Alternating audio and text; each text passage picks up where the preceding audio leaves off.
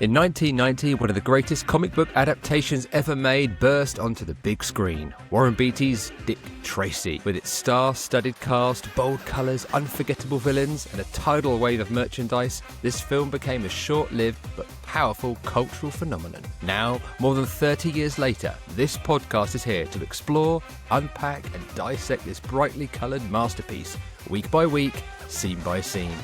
So pull up a chair at the Southside Warehouse, because there's going to be a big payoff. Hello and welcome to Talking Dick, the Dick Tracy movie podcast. I'm your host, Mr. Simon Creswell, and joining me is a man who's always asking, when do I eat? Mr. James Tilling. When do we eat, James? When do we? I don't know. Do we never get a chance to eat, do we?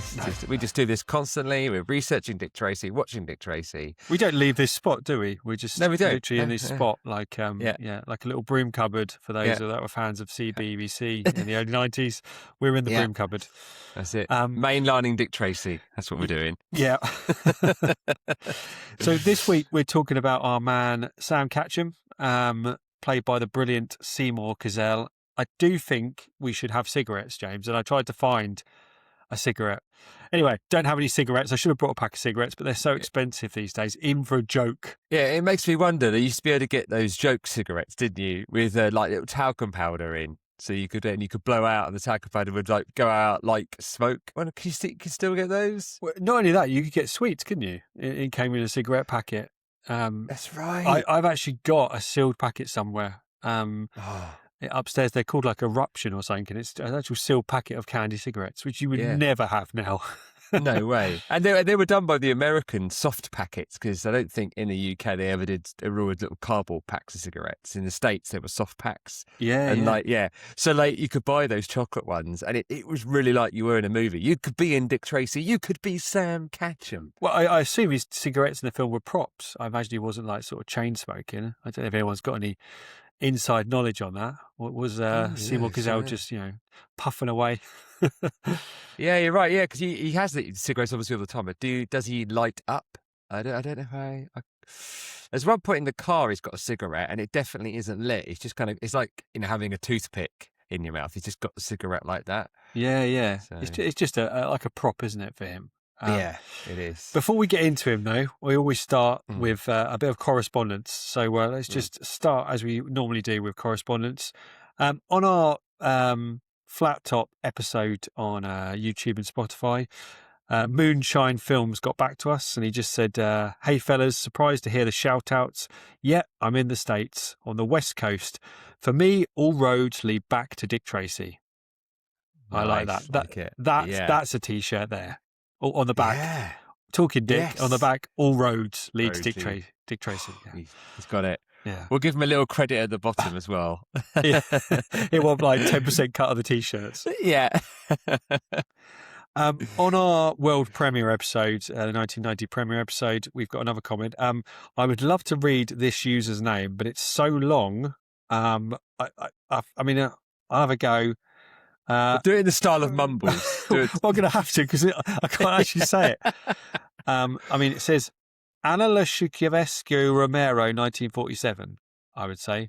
Anna Leszkiewicz, yeah, Mumbles. It went Mumbles, didn't it? Yeah. Hey, they write, did you know that at Disney's Hollywood studios, the handprints of Beatty, Corsmo and Hoffman are still there, but Headley's are gone? Oh, is that true? Did we know that? That her handprints aren't there? I wonder why. Have they just put something on top of it? Have they gone and just removed it? Wow. So these are the handprints that are on the Hollywood Boulevard, whatever it is, with the man's Chinese. These are the ones that he did in LA. He says Disney's Hollywood Studios. So I'm guessing they mean the theme park where they did the premiere. Right. Okay. Yes, in Florida. We know Beatty and Hoffman did them. I didn't see any pictures of Charlie Corsmo doing them though, did we? I don't remember. I mean, I think I did see a picture after we did the episode. I kind of flicked through some more pictures and did see one of Charlie with his hands down. So he did do one. But yeah, Headley. I didn't know. So just like to find out, are there any pictures online of that? And just one final comment on the episode, Applause Merchandise Part 2, Queen Street Entertainment writes, I've got some collecting to do. Which nice. Get someone getting their collecting itch on, get all that Applause merchandise. Buy. Get it now before the price skyrockets when they announce Dick Tracy 2. Yeah. Or the animated series. Yeah, it's going to happen.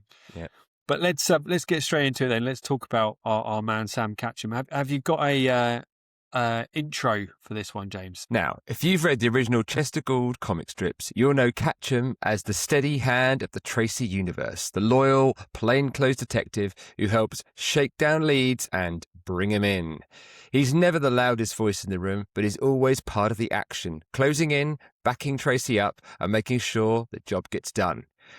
In Warren's bold, hyper-stylized take on Dick Tracy, in a city bursting with grotesque villains and comic strip colour, Sam Catcham, played by Seymour Cazelle, becomes part of a wider, harder-edged police presence. In this version, you don't get long speeches or big, heroic moments. Instead, Catchem shows up with that no-nonsense, working cop energy. Lines delivered quick, direct, and to the point, like, "We're moving in," or "We got a situation." It's all about momentum, pressure, and keeping the net tight around the city's criminals. He's less of Tracy's equal partner here and more of a second veteran inside a larger machine, a cop who understands the chaos but keeps doing the job anyway. And in a film where the villains chew the scenery, that grounded presence matters more than it first appears. So in today's episode, we're taking a closer look at Sam Catcham, how he evolved from comic strip mainstay to supporting figure on the big screen, and what his quieter role in the 1990 film tells us about how Dick Tracy itself was reimagined. Because sometimes the characters with the fewest lines are the ones holding the line. Oh, I like the hook there at the end. Nice little hook.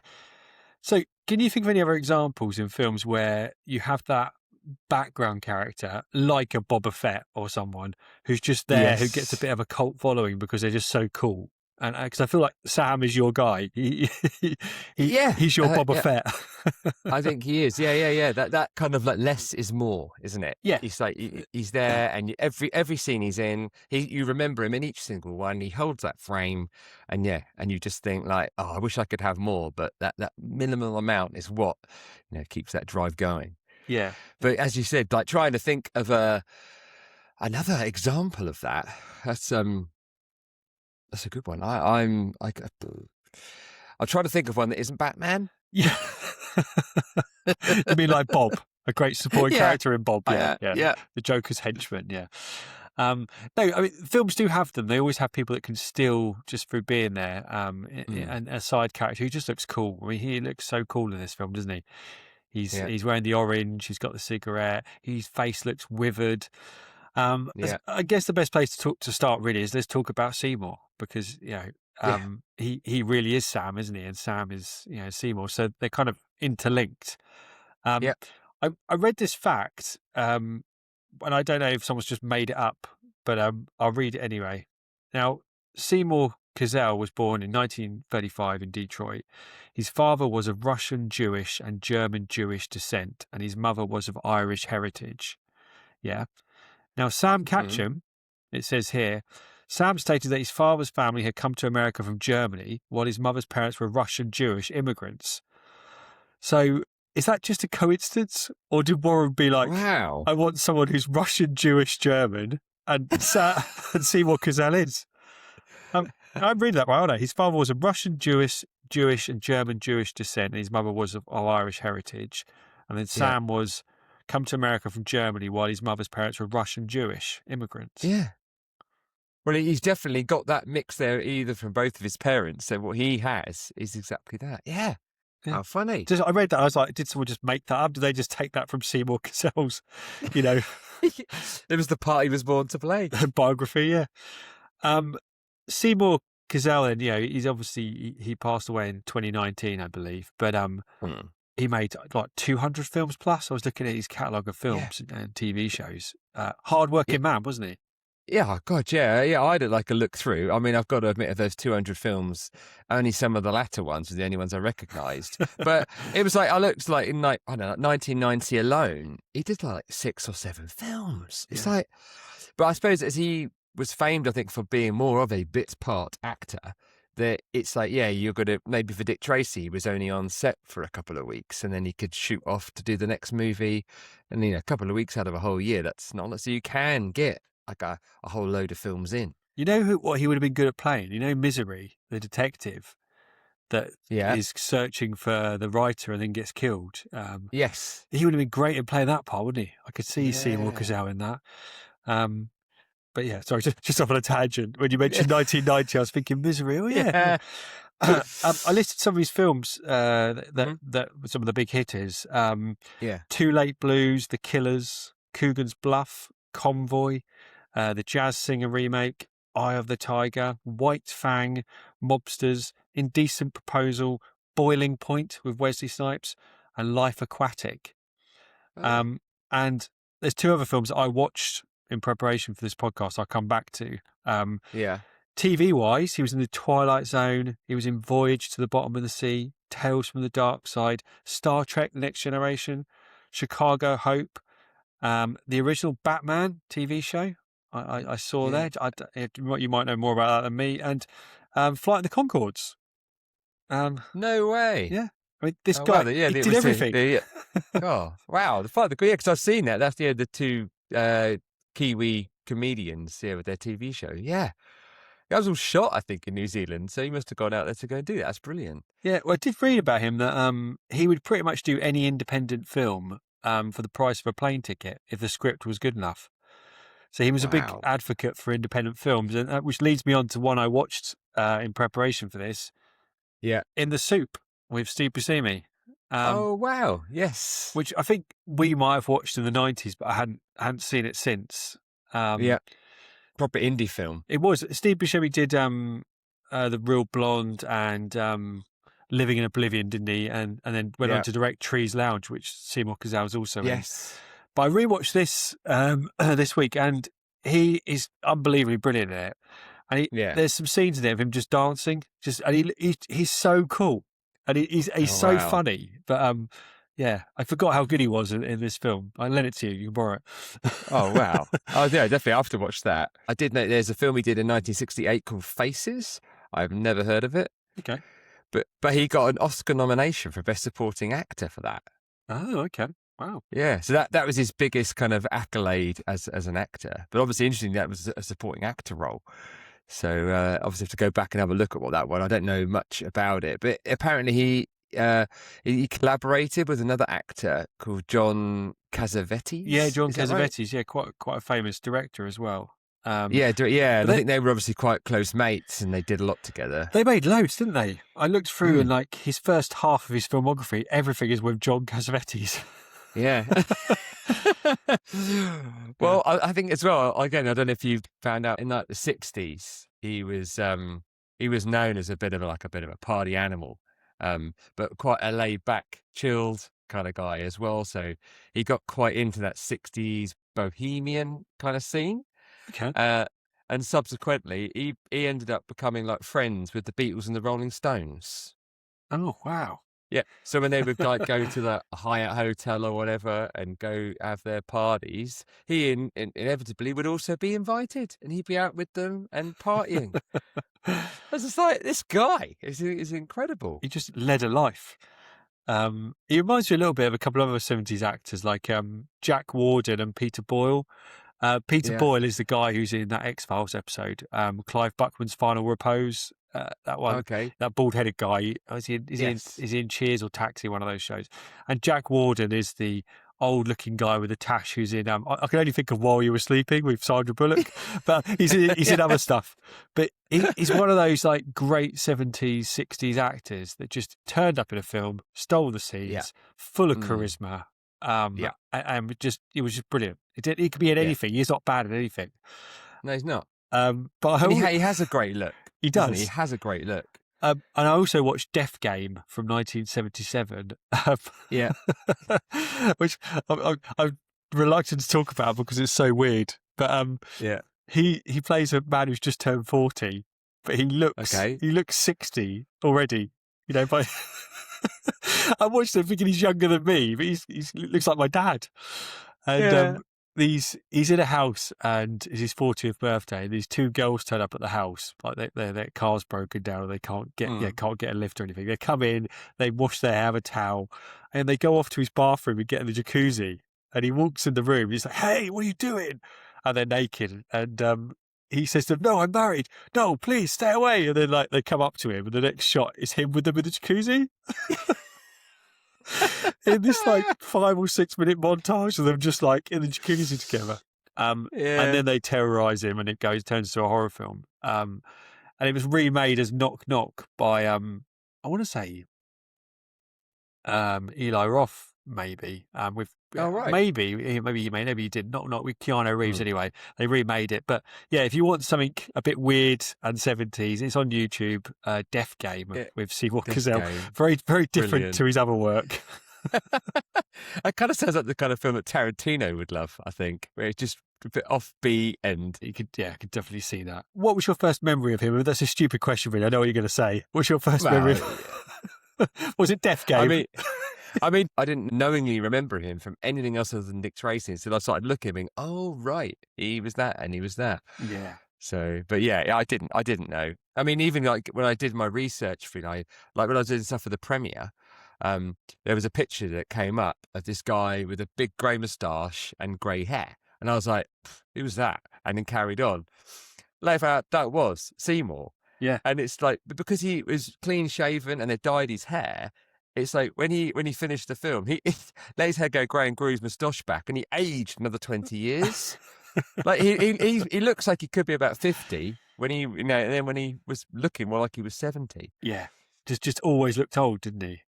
He did, yeah. Yeah, my first memory as well was Dick Tracy. I don't think there's anything else that comes to mind. He didn't do like a kind of kids' TV show or anything. Maybe I saw him in Star Trek: The Next Generation, possibly. But who was he in Batman? Did you find out what his role was in Batman? So his character name was called Cancelled. I'd never heard of that one. He was just in one episode as this Batman, as a character called Cancelled. Oh, okay. But obviously, there was so many episodes, wasn't there, of that 60s Batman show? So yeah, and everyone's in it from that era. So just looking through his filmography and that, I don't think we've missed anything in particular. But he was nominated for some awards, wasn't he? He won the Chicago International Film Festival Award for Best Actor in The Soup. Oh. Career Achievement Awards. And Best Supporting Actor nominee for In the Soup as well, and Faces. It seems to be those two that keep coming up. Yeah. So, at least he got some recognition, in his lifetime, didn't he? Yeah. So before we get onto the film then, how does this compare then to the comics? What did you learn this week about Sam Catcham in the comics? When did he come about in the comics? Is he a modern character for Dick Tracy or? So he wasn't there at the start. So what is it, 1931? Oh gosh, December the 26th, 1948. No, I was thinking when the first comic came out. Oh, sorry, I thought you meant his first appearance. 30s. Yeah. So his first appearance was December 26, 1948. So kind of the best part of a good 10, 15 years, I think, after the first one. So even though he's considered to be, Tracy's right-hand man, it took him a while to become that. Yeah. I've got to say, the pictures of him in the comics, I don't really like the look of him. No. He looks more like a villain. He looks like a villain. He's like got a kind of squashed little face, but he's just a weird-looking character. Yeah, it looks a bit Al Capone, doesn't it? It does. It's strange, like... But he has got the cigarette. In that picture, at least, there he is. He's got a cigarette in his mouth. So it's wasn't what I was expecting. Yeah, I thought he'd be cooler. Now, it seems like in the comics, Tracy's right-hand man is Pat. So Sam is sort of like his second right-hand man. He's like... Yeah. Who's kind of stands in when Pat's busy, I guess. Yeah, I think there was a storyline that Pat got shot or something, and then that's when Sam kind of steps up or something. But, Because in the film, Pat doesn't really have much presence. No disrespect to the actor, but you don't watch the film and feel like, oh, I really want to be Pat. Oh, Pat is so cool. He's a bit bit of a comic character. But Sam, you know, you feel kind of a bit more like, okay, he is kind of cool, you know. Well, because he's got a weathered look, and he's got a kind of a wise look to him, and he's been through the years. He's got loads of experience. He looks older than Tracy. He looks like he could be 10, 15 years older than him. Yeah. So he feels like he's the guy. He's got the knowledge base, and because Pat seems so much younger, he's like the junior detective. Yeah, and Sam's the veteran. But you're right. I think the comics, I don't think it was really that way around. I think that they were probably of an even kill, or Pat was actually more superior to Sam. Yeah. You don't get that. You're right. You don't get that impression in the film. You didn't see Seymour Cazelle doing a McDonald's advert, did you? You know. No. Yeah. whereas the guy that played Pat is like, yeah, I'm free. He'd be there. Yeah, he'll sit in the driver's seat. Yeah, the drive-in. So in the comics, he's got Marge Catcham, his wife. He's got 2 daughters, Julia and Joan, and a brother-in-law, Moss Lloyd. They've built a whole family around the character. So for Dick Tracy 2, brilliant. We could bring in Marge Catcham. You know, she's just cooking Tracy dinner. You know, yeah. I think there's a 10 episode sitcom spin-off, the Catchems. I think that's what we need. Why 10 to go along with Flat Top the junior years? Yeah, why 10 episodes? Why not have hundreds? You know, that's got mileage. Exactly. Yeah. Why limit ourselves? It says in the comics, Sam has a dark, slightly wavy hair, a bulbous nose, and freckles. He typically wears a bow tie. This is where me and you differ, because I thought he had lots of makeup in the film, and I thought he had freckles and stuff. But you were saying you didn't think he had makeup, and looking at pictures online, I think you're probably right. But in my head he has freckles, and I couldn't find a picture of him with like distinctive freckles. So no, I think it was definitely the bulbous nose thing. I think because Seymour does have quite a big bulbous nose, and I think you always thought that wasn't his. That was prosthetic. But again, another thing, you know, pick the actor for their heritage to be close to the character and their features. Yep. So exactly. Yeah. Warren did his research. So Sam has stated that before he became a police officer, he worked in a delicatessen, been a dentist, and studied law. Wow. That's quite a career he already had. Yeah, he's a butcher, a dentist, and a lawyer. Crikey. A lot going on there. And there's this big summary of all these storylines. He's obviously been involved in loads of storylines. But he was also in the live-action TV series. Sam Catcham was a recurring character in the 1950s Dick Tracy TV series starring Ralph Bird. Sam was played by Joe Devlin. Just kind of generic cop, really, looking at that picture there. Okay. Yeah. There's old Joe Devlin. Did he have the bulbous nose? He didn't. No makeup. Just a regular-looking character actor. Yeah. It says in the animated TV show he was never seen. So he was kind of off screen, or you heard his voice, but he was never seen in the animated show. Oh, funny.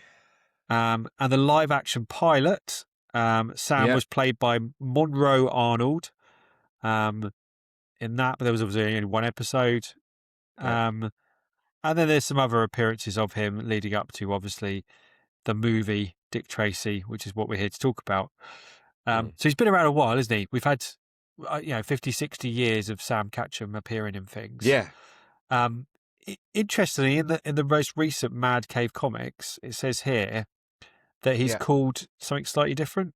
He's called Sam Catcham, as in Ketchum, Catcham. Okay. Appeared in the ongoing Dick Tracy comic book published by Mad Cave Studios. He was an up-and-coming member of the police department who helped Tracy investigate reports. He bore a little physical resemblance to how Sam Catcham had traditionally been depicted. So, don't know why they changed his name to Catcham. Sounds a bit like ketchup. Yeah, because that's the whole thing, isn't it? It's like, Sam Catcham. It's a pun, isn't it? Yeah. Catch. Yeah, exactly. And then I don't think anyone else really has that to their names. It's as if to think that was never his real name. It was the name he was kind of given as a nickname or something. Yeah.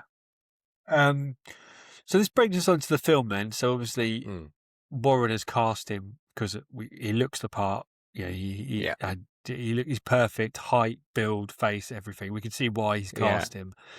Yeah. What's your impression of him in the film? Do you think he needs more screen time, less screen time? How do you feel about him in the film? I'd like to say it'd be nice to have a bit more, but his character is so memorable anyway. For the bright orange suit, I don't think there's many other than Littleface with such a small role. No one else has got that orange. So as soon as he appears on the frame, even if it's off to the side, he's the only orange thing coming in. Nice. And then obviously the cigarette is the other one. He seems every scene have his cigarette, and there's a particular scene which stands out, and I didn't notice this until we started like doing this podcast and watching the film so frequently. I picked up on it, but when they go to the warehouse after Shoulders and Littleface and all those lot have all been killed, and Tracy's like standing there and they're like doing their old "Who are they? I don't know." And in the back, just behind Tracy over his shoulder, Sam gets a cigarette out, but he puts it like sideways into his mouth. And then like kind of uses his lips and tongue to kind of like bring it forward. And it's so cool.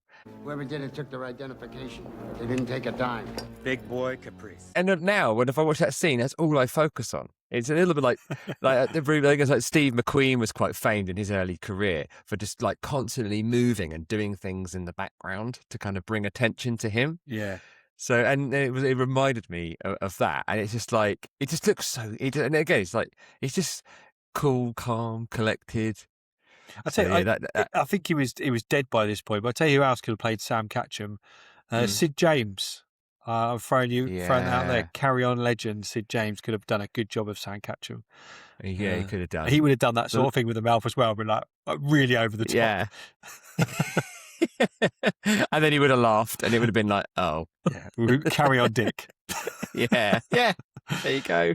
I wonder if people in the States are aware of Carry On films. Is that a thing in America? I don't know. I mean, I think it's nearly gone out of the psyche today in the UK. Oh, there's a podcast devoted to Carry On films, actually. Okay, good. There is. I mean, I like Carry On films. We're going off on a tangent. So we are. Let's bring ourselves back. Yeah. So Sam's always been one of your favourite characters. You've said throughout the episodes we've been doing. But is it just the suit and the cigarette? Is there anything about him that you? Yeah. Well, I think what it is as well as going back through and really alluded to in the starting bit that in the comic book he features more, he does more, he says more. Where in the movie he's kind of limited to a lot of kind of one-liners. He's in these scenes, but it's like, go get me this, I'll catch them, I've arrested these guys. And it is like he is just there to facilitate the plot moving. Yeah. And it's also to show that Tracy's got people working for him. He's not doing everything on his own. He's got Sam doing stuff. He's got Pat doing stuff. Chief Brannon's doing stuff. Yeah. He's got a team. Yeah. And, in a longer version of the film, maybe they could have given more time to Sam. But, he is there to just show his presence and keep the plot moving, I think.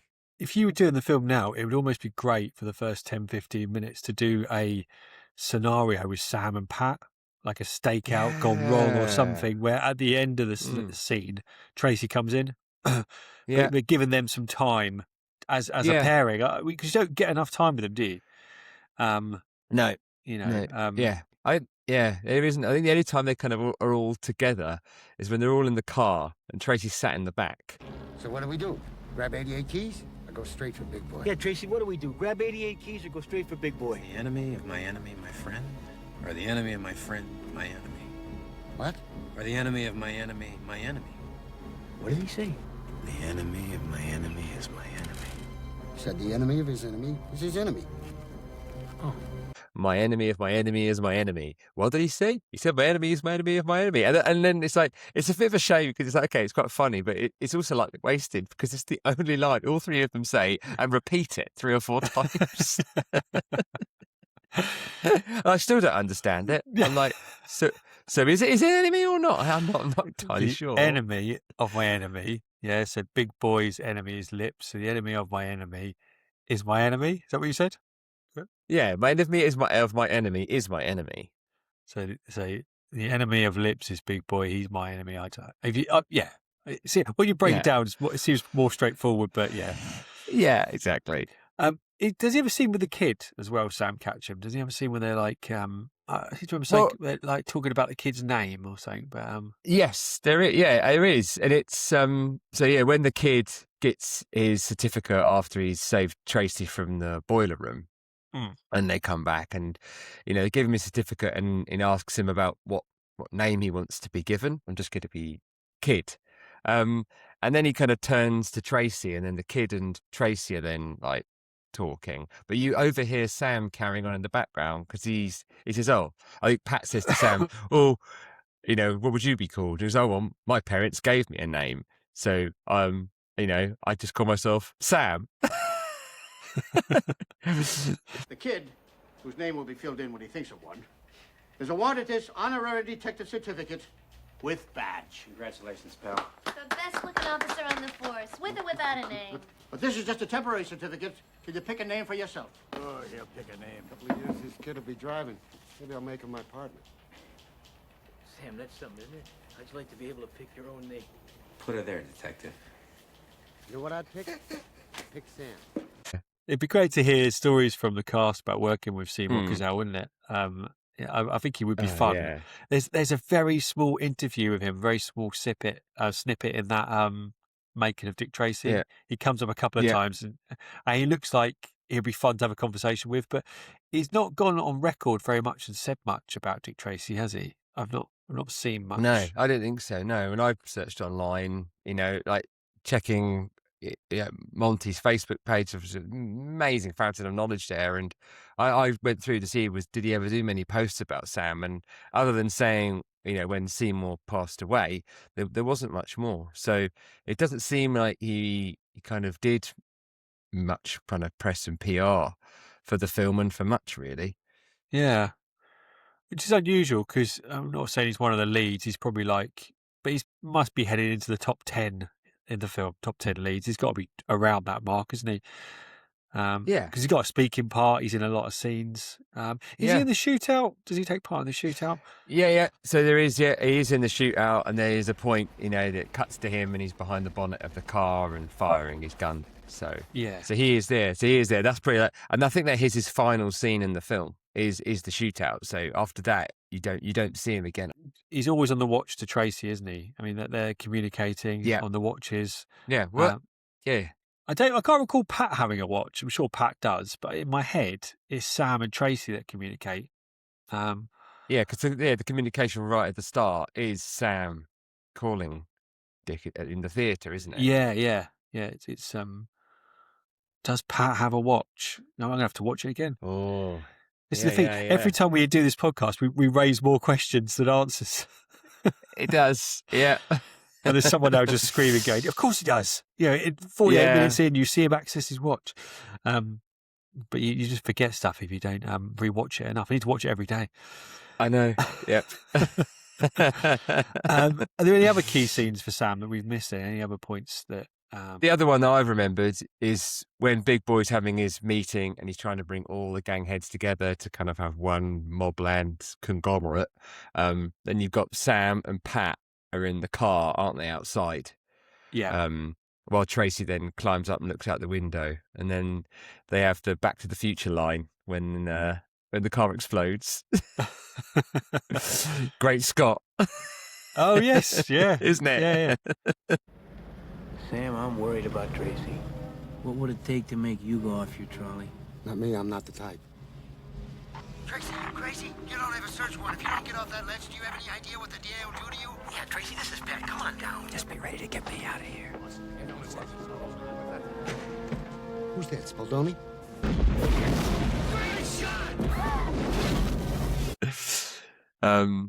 So there's that bit. I thought you were about to say that. Oh no, not the flux capacitor. Oh no. Yeah. That thing could go 88 miles per hour. Yeah. So they're just them sat in the car and being really nervy about Dick being outside and worrying that he's going to get seen and what they're going to do. So that one I remember quite a bit.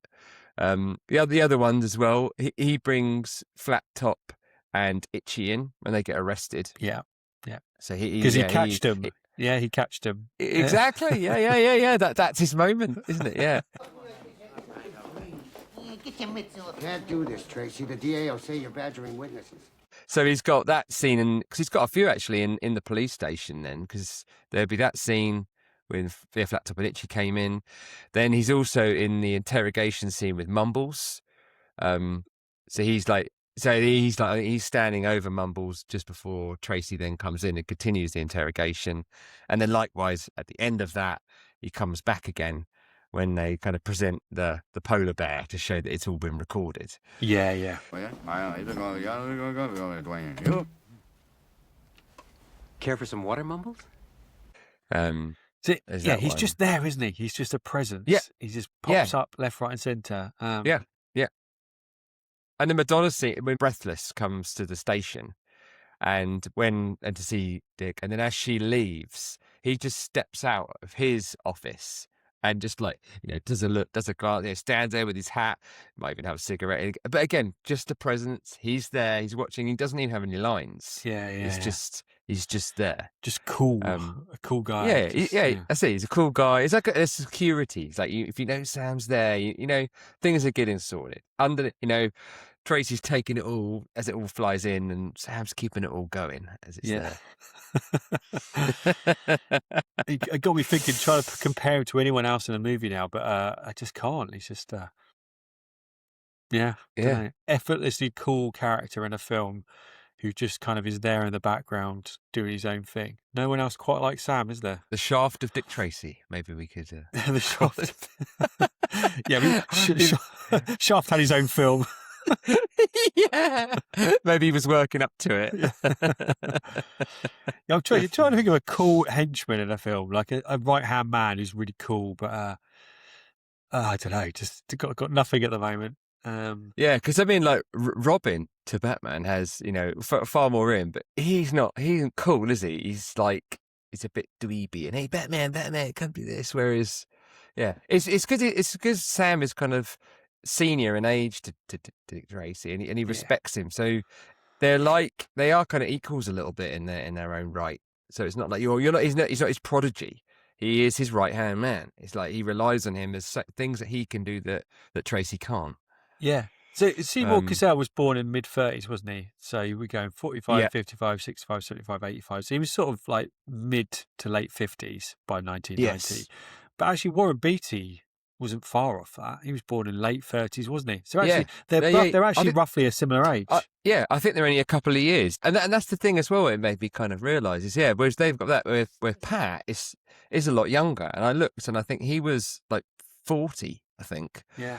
So not much of all the guys in all the police forces. There's no like young detectives. They're all veterans. Yeah. I mean, in this kind of day and age, by your mid-50s, you should be retiring if you're a police officer. Desk duty, office work. Yeah, exactly. Yeah. But they're hard-boiled detectives, aren't they? They've seen it all. Actually, there's a little bit of LA Confidential vibe about them, isn't there? That'd probably be a good comparison piece in terms of the look of those detectives. You could be a side character in LA Confidential. You can see him wandering around with Russell Crowe. Yeah. And the days you could rough up your suspect a bit to get the information that you needed. Give him a quick slap. Yeah. But no, he's a cool character, and I think he's grown on me over the years since you've been banging on about how great he is. So in terms of merchandise, interestingly, there's not much merchandise for Sam. We've done all the applause, we've done all the Playmates. He's got one amazing Playmates figure, which we've discussed. The figure with the orange and the truncheon. That's a great figure. Actually captures his likeness really well as well. The only other piece of merchandise I can think of is the magnet. He's got a magnet, which we'll be covering the Playmates magnets at some point, I'm sure. But he's got a magnet and he's got a action figure. But beyond that, I can't think of any other Sam merchandise. I mean, I'm sure he's got a trading card, of course. I'm sure. But there's nothing, is there? He's not got a pencil or a doll or anything like that, is he? It's, No, I don't think. I don't think they did they? And again, it's like you think that when they did like the outfits, you could buy for the kids the hat and the yellow trench coat. If you could have got an orange hat and an orange trench coat, and then as kids you could play. Oh, you could be Sam and you could be Tracy. Yeah. It's like, things they could have done, and if just do exactly the same, just change the colour, it would have been so easy to do. Yeah. But I guess maybe when the people looked at it and did their research, it's like he didn't have much screen time, so they didn't perceive him to be as an important character as he is. Well, he's still got more merchandise than Pat, hasn't he? Who's just got absolutely zero. Yes. Nothing at all. He's the guy we need to be bigging up, really, is Pat. Poor Pat's been proper left behind. No one likes Pat, Lewis. No. But he did have, those Mezco did those little figures in the early 2000s. You've got a couple and I've got a couple. Yes, yeah. Sam's got one. He has got one. Wow. So basically it's Tracy, lots and lots of Dick Tracy's, the villains, and then you can't get Sam. Mm-hmm. Oh, So cool. I think you need to try and hunt down that little Sam Catcham I've got to do that. figure. Yeah. Yeah. Obviously, they're not based on the film, though. They're based on comics. But, Yeah. take what you can. Yeah, exactly. Yeah, exactly. I'll take it, absolutely. Any Dick Tracy merchandise. I was just thinking, did he get his own poster? Some of the posters were made with like the character posters, which again we need to cover at some point. But I can't think of Sam having one. That's a good point. I wish I'd researched that before the episode. I know. Yeah, I'm trying to think now if I'm sure it feels to me like he did have one, but I'm not 100% on that. But we're going to go away from this episode and find it. I'm just having a feeling I know. but nothing is coming up. Yeah, so I don't think he has a poster. But if anyone's seen a poster with Sam on, let us know.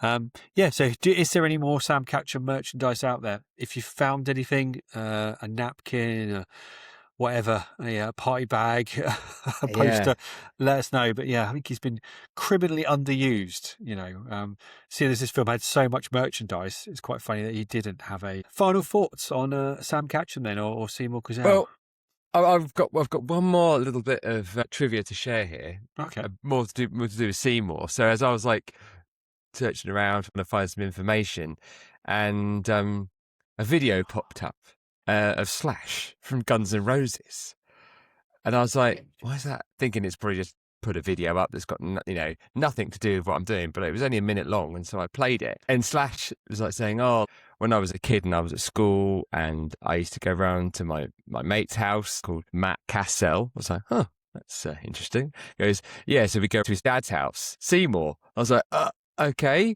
So Slash as a kid got to play at Seymour Cazelle's house. Incredible. And and apparently Slash, when he was a kid, he would be constantly on the move. He'd be in a hurry, he'd be here, he'd be there.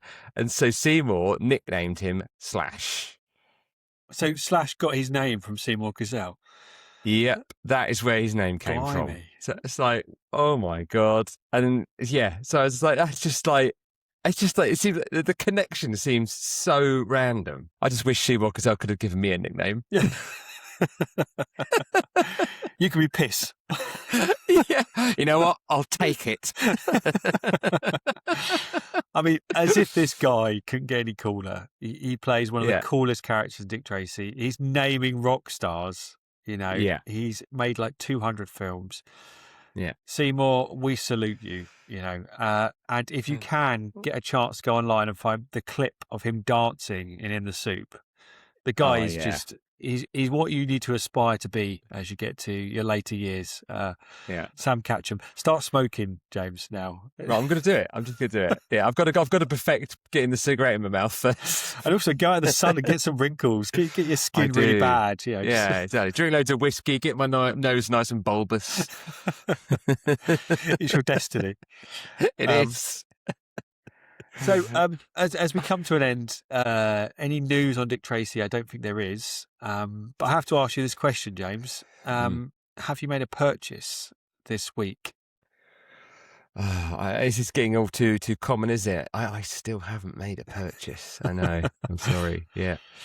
Neither have I. You did send me. No. Oh, okay. You did send me a link for the Steelbook Blu-ray today. But my limit was £40 and it went for 41. It's kind of why I know. Well, why didn't I just go to 42? But like all these things, who was I bidding against? They could have gone to whatever height. So that I'll have to keep searching for. That Steelbook's quite hard to find. So just keep an eye out. It does come up occasionally, but £40 is actually pretty good. I mean, it probably would have cost that originally. It would have been like £35, £40, wouldn't it? Yeah, it would.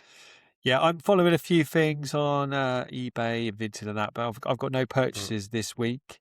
But I thought a nice way to end the show would be to return, James, to the Dick Tracy joke book.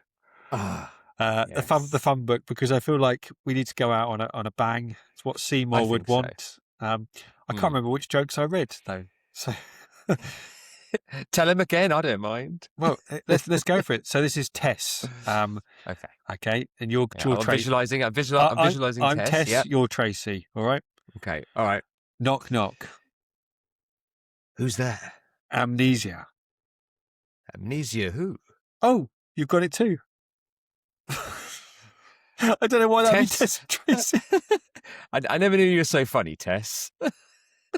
I don't know if we've read this, but we're going to read it again. So you're Tess now, and I'm the kid. Oh, okay. Yeah. All right. Knock knock. Who's there? Oh, did the voices? Yeah, good. Yeah, why not? Oh. Oh, who? All I want for Christmas is my 2 front teeth. Oh my God. I mean, okay, so this one, is Breathless and Big Boy. Right. So you're Big Boy, okay? Okay. Right. Breathless. Knock knock. Who's there? Snowman. Snowman who? Snowman is a lady. It's just a tumbleweed.